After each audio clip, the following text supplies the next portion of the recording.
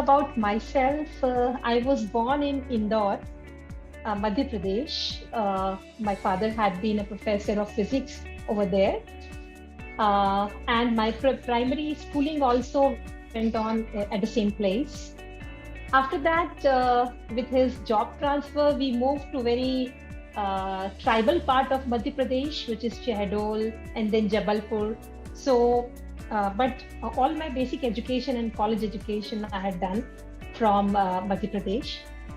I did my master's in environmental sciences from there, and subsequently I did my PhD from IIT Delhi, postdoc from Japan, and then I joined Jawaharlal Nehru University School of Environmental Sciences as assistant professor of microbial ecology. And after that, I finally came here at IIT Delhi as an assistant professor. And today I'm a professor here at Center for Rural Development and Technology, IIT Delhi. Okay, so, well, I can relate my present job with my childhood experiences. As I was growing up, I was certainly influenced by the profession of my father, and really liked the research and teaching aptitude he had. But then, when I looked around me, I was also thinking during my childhood about the persistent problems of waste, pollution, which at those times were not as huge as these are today. Uh, and this, I think, somewhere led me to select these subjects. More than that, during my schooling, uh, we used to have a 11th or higher secondary. I took up biology because somewhere my mother wanted me to be a doctor. I didn't make it, although, but I always used to sit and study in gardens and natural environments, and I always could relate that I can absorb more when I'm in the natural environment. And while studying biology subjects, while I was completing my graduation, which is the Bachelor of Science, we had a new stream that opened up there, which was MSc in Environmental Sciences. And I was attracted towards it because of my own experience and my childhood things that had gone. But there was a risk also because it was a new subject and the employment opportunities were not very clear. But I think at that point of time, we did not think very objectively about the employment. I really enjoyed being the first batch of environmental science from the Government Science College in Jabalpur, and I happily passed out. But as expected, when it came to the job scenario, I realized it would have been better if I went for botany or zoology, because at least the schools will have those openings. However, with my interest in the research, I actually joined a university over there, which is called Rani Durgavati Vishwavidyalaya. And this name is very fascinating because my Japanese professor could not pronounce it. And he said, "You have very wonderful names." So I took up some research project and I was happily working in it. And I really thought that I will pursue my PhD from the same university. But there came a turning point in my life when we discovered that my mother was having cancer, and her treatment could be done in Delhi or Bombay. So she came to Delhi. My brother is with All India Radio and Doordarshan. He was posted here, and her treatment started. So after her surgery, I went back to start my research. But somehow I could not continue because I thought I'm in wrong place. I should have been with my mother while she's in pain. And that let me decide that I'm traveling back to Delhi. My father, as a professor, warned me that maybe you are ruining up your career, but then it was worth it. And I came here in Delhi, and she was in pains. The next 2 years, I was totally with her, doing nothing. But yes, preparing for the exam that UGC and CSIR conduct for junior research fellowship and lecturership eligibility. And it was at that time that I really went into the textbooks and I really loved studying those subjects in depth. Those were the wonderful moments I shared with my mother. And eventually the results were out. In between, I got some government jobs in tribal schools of Madhya Pradesh. My mother wanted me to go and take up that job, but then again, I could not leave her. So the result of the CSIR JRF came, and I got in the top 10. And there was an invitation from the director, CMAP, which is a CSIR laboratory in Lucknow. Lucknow is also my ancestral place. Both my mother and father belong to Lucknow. So my mother again wanted me to go and take up this PhD at CMAP Lucknow, but then she was my priority. And I said, I'm not going anywhere. I'll do it in Delhi. I thought of joining Jawaharlal Nehru University because this university had a long-standing School of Environmental Sciences. But then again, my mother was a bit worried about my joining JNU. And we lived very close to IIT Delhi in Jia Sarai. And she asked me a question, can't you join your PhD at IIT Delhi? And my answer was that probably not, because IIT means engineering education, and I'm not an engineer. At that time, my brother's friend, who was pursuing a PhD here, told me that IIT Delhi also offers PhD for students with science background. So that is how my first journey to IIT Delhi came up. And I explored and I applied for my PhD at IIT Delhi and eventually made it. So I joined my PhD in July 1994 with a fellowship from CSIR. And I thought that with my first scholarship, I will be gifting a beautiful silk saree to my mother because she could never afford a pure silk. However, unfortunately, the scholarship got released in October end, and I lost my mother in beginning of October. So that commitment is still there. Yeah. So in my personal life and also in my professional life, I think my mother was the person who greatly influenced because she was a friend. Father was a symbol of integrity and discipline. And mother was a friend because she would not mind doing a bit, going a bit, not very following the discipline very strictly, but being a friend. And I think in my form also I had mentioned that her ability to gel with the people of any age, any cadre, any background was something wonderful. And I can tell you that while she was to be discharged from AIMS after her surgery, she requested us that, can you talk to the doctor? I want to spend one more day here. And we said, why? Because I have made so many friends here and I want to have one more day with them. So we requested at that time, fortunately, the beds were there. She was there for one more day. And while we were coming back, we handed over an envelope to the nurses over there.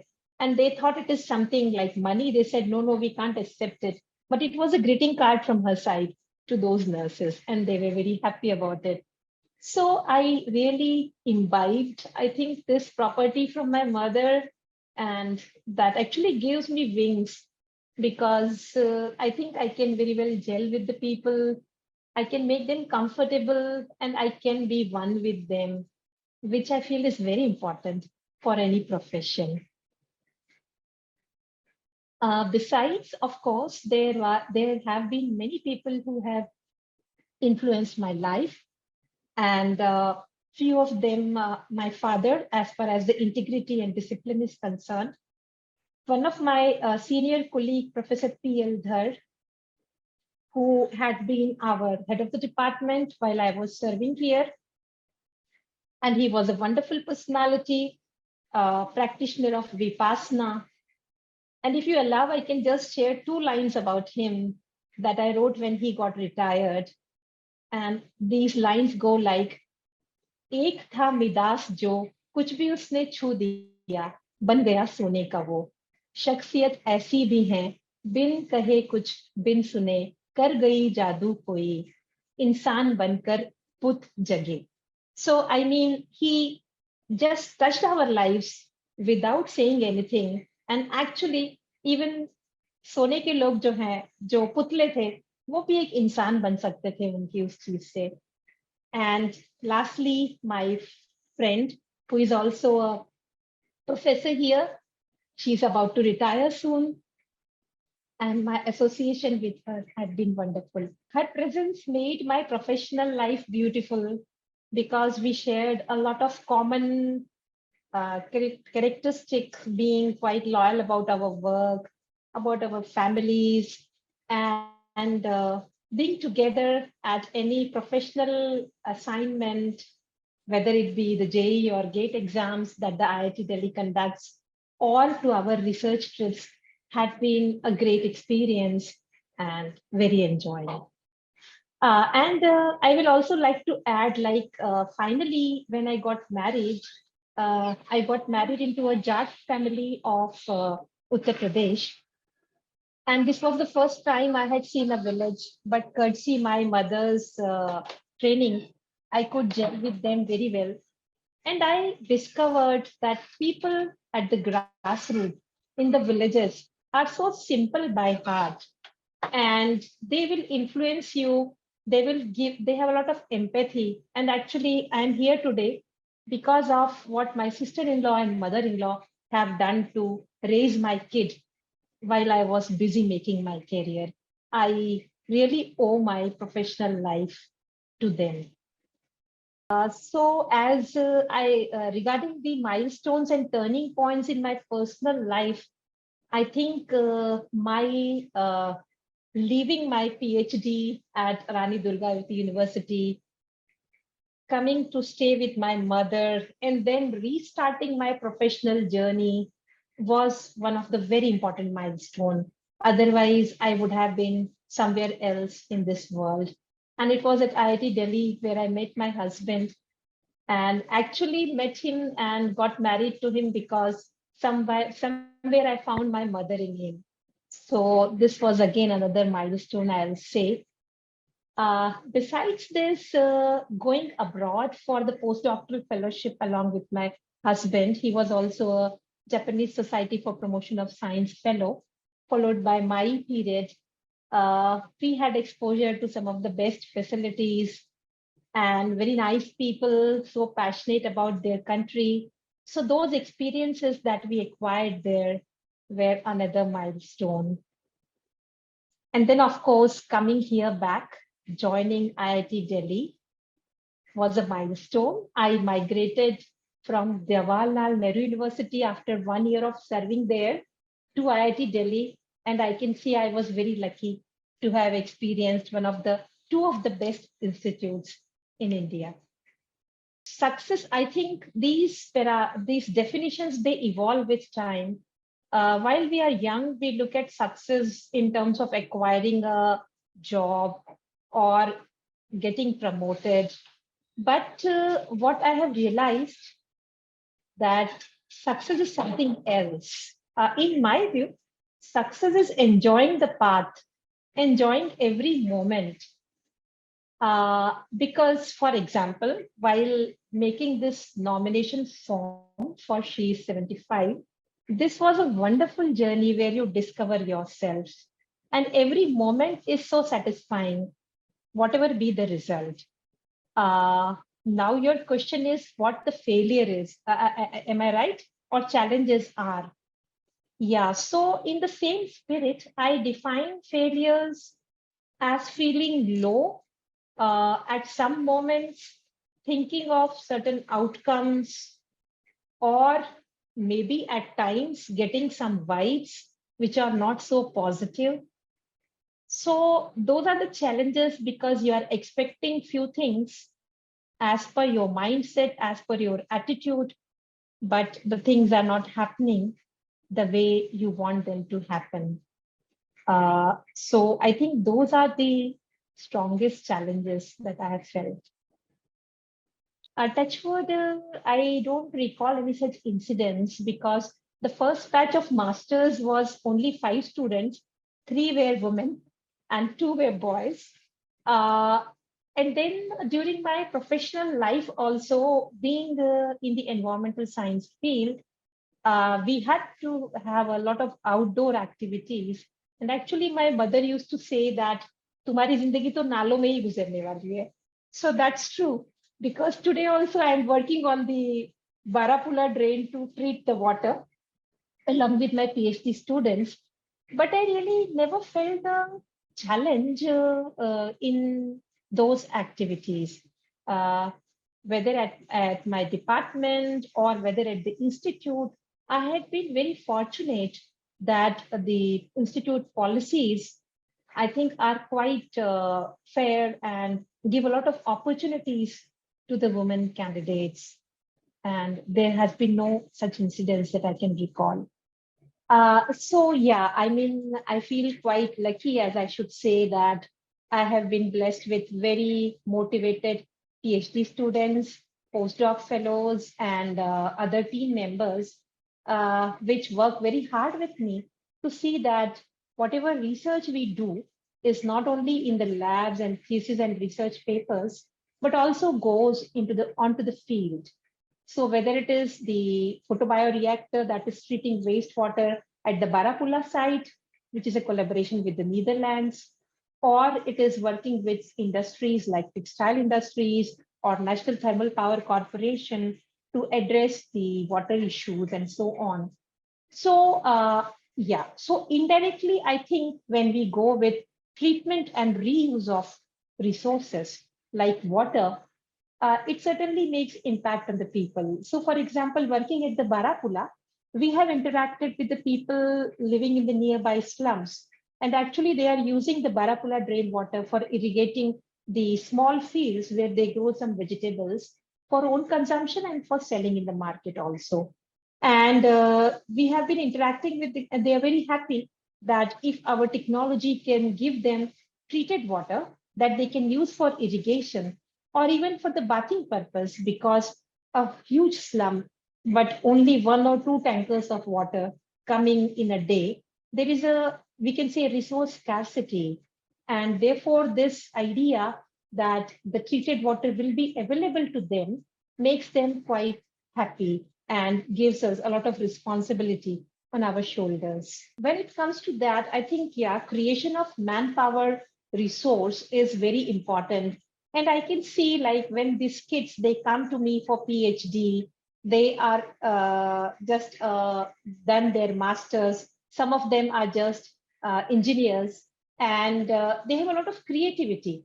And once they are, passing, they are graduating after completion of their PhD, I find some of them, they are planning their own startups and they have many more creative ideas, and they are actually contributing to the society a lot, either directly or through their roles in industries or in education. Many of our alumni are like assistant professors at IITs and other institutions.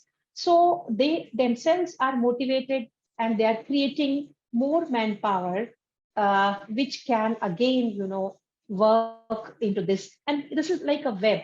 Actually, I want to talk about my international collaborations also, because when we do these collaborations, our mind broadens and we really learn many more things apart from their culture, languages. And I see my students gelling so well. with their counterparts in other countries, acquiring more skills, and so on. But to tell you the truth, I feel that whatever we do, whatever technologies we develop, we always feel that their actual implementation on the ground is going to happen when the community is involved, when the people are actually, they need some kind of driving force. It's not a project that works for 3 years and then ends. So actually, I'm also trying to figure out even today what kind of motivational factors should be there. And actually, one of my students at National Resource Center for Value Education in Engineering, I'm an associate faculty there. She is doing a PhD exactly on the relationship between spirituality and sustainable consumption.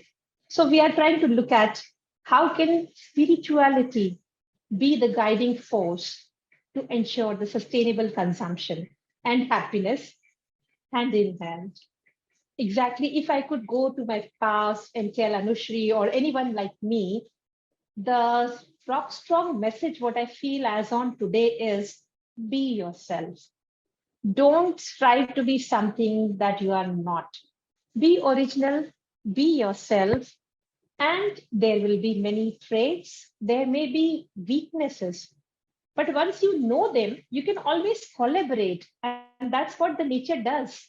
So, एक जो लता होती है वो पेड़ पे चढ़ जाती है क्योंकि वो खड़ी नहीं हो सकती, और पेड़ जो है वो उस लता से कुछ ले लेता है. So we don't need to change ourselves. I mean, because it's very difficult to change. So let us identify what we are and let us kind of be proud of that humbly.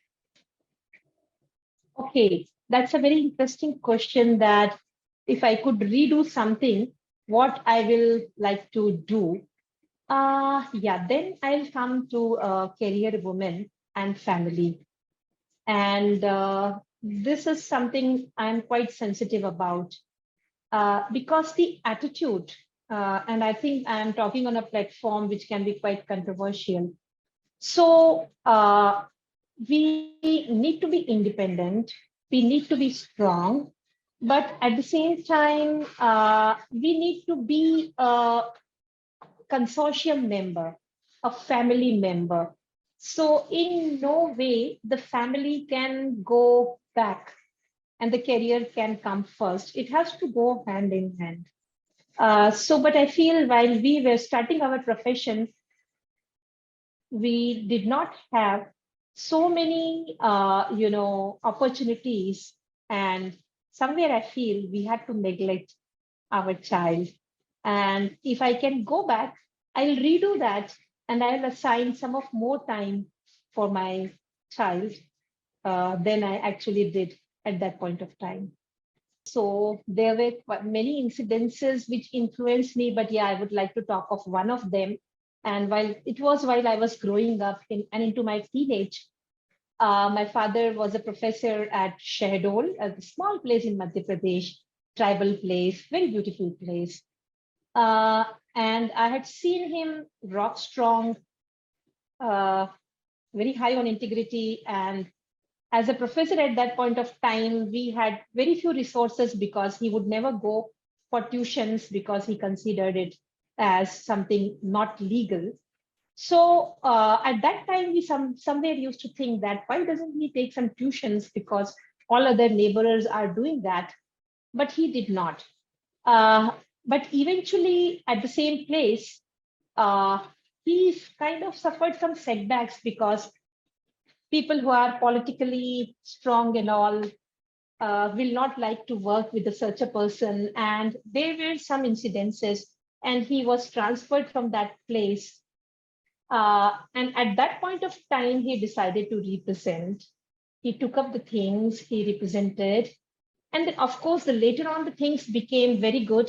And the people realized that something wrong had been done with him, and he was given a choice posting.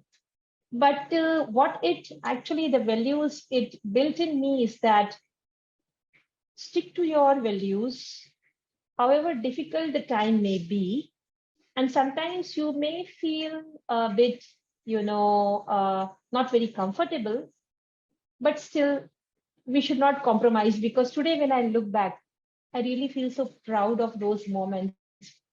And I feel that surely it is his integrity and the way of life that made all his children at some of the very wonderful positions they are today.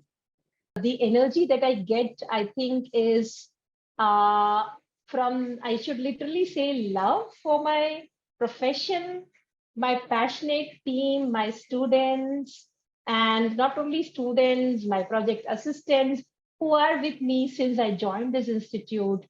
And they make this life so beautiful. And in fact, I can tell you that even when there are personal lows, this gives such a strength to you that you have a corner which is totally yours and has 100% faith on you. And that literally drives you. And sometimes you overwork. So I have to listen in home that I'm actually doing overworking and my balance is getting, disbalanced and so on. But it's really a passion. I know I need to bit control it. But these days, yes, I'm doing a lot of yoga and all that also my father has always taught me. But the passion for research has been there since day one, and that gets multiplied when you get very nice team. And actually, it also gets genetically transferred, I think, because my only son who was born at that time while I was doing my PhD uh, also carried it forward. And I'm happy to share that today he's a PhD student at Princeton University. Yeah. So that is another milestone I think I have in my life. I think the big goal is somewhere to achieve a better balance in life, more inward journey that I think a bit lacks because of the hectic lifestyle, and trying to enjoy each and every moment in a better way than I do today. That is the kind of goal I have. And yes, of course, interacting, doing further, going further in research. And that's where I think I have also attempted for the Fulbright this year. There is a new Fulbright Kalam Fellowship for Climate Change, and most probably I'm doing that. It's the yoga primarily that I can say I do for myself. Then I have a hobby of listening to the music that I still cherish. Sometimes I also dance. So those are the moments that I have for myself. Uh, yeah. And listening to the ghazals and shairis. Actually, my husband is a poet. He is also a professor here at physics department, and he has a very big collection. So listening to his shairis. Yeah. Has he ever written anything for you? I assume so. Actually, I can share the couplet if I remember it well. And actually, his videos are also on the YouTube, because as a mentor from IIT Delhi for the Hindi Samiti, he arranges some programs and where the students are encouraged to write and recite, and there he has also recited. So I will read just two lines if I do it correctly. And he has written, अगले जन्म में भी तुम्हें बेवफा मिलना, अगले जन्म में भी तुम्हें बेवफा मिलना, बर्बाद हमें करके फिर भी तुम खफा मिलना, बर्बाद हमें करके फिर भी तुम खफा मिलना, हर तरह से जी कर तमन्ना फिर यही होगी, जितनी बार हम जिए तुम उतनी दफा मिलना. I'm sorry, maybe I have done something wrong. I can give you the right version later on. I really like outings very much. And my most beautiful moments in life have been while along with my friend, my professor friend, colleague. We went to Switzerland and US and unlimited travels.